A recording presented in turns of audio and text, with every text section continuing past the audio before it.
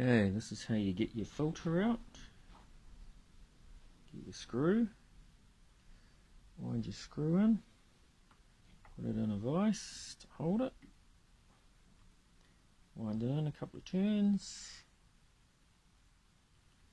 hold it nice and tight, just a little wiggle and just pull very hard, and out it comes.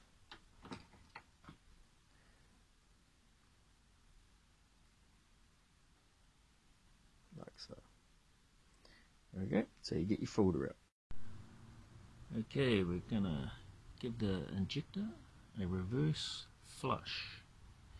We have our all sun injector tester. We have compressed air to get the pressure in the fluid. Right, let's turn the injector on.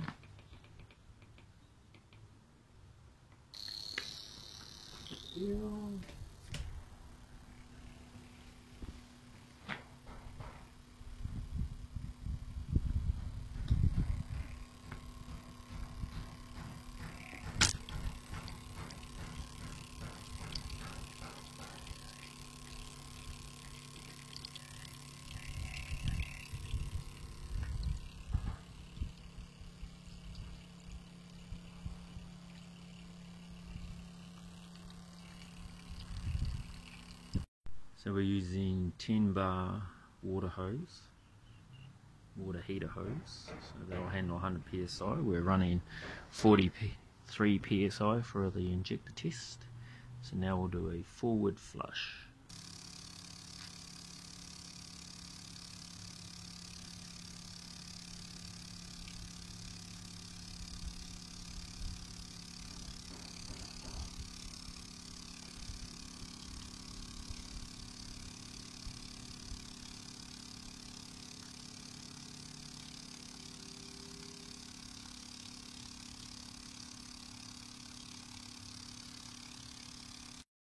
Now we will use throttle body cleaner to do one final flush.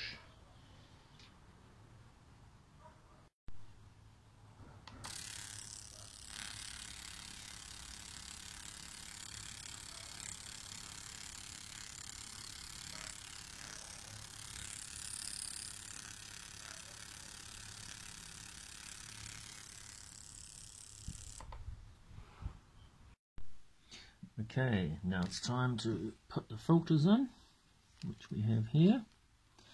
Tiny little things. So it goes in the top. Just push it in as hard as you can. Looking straight.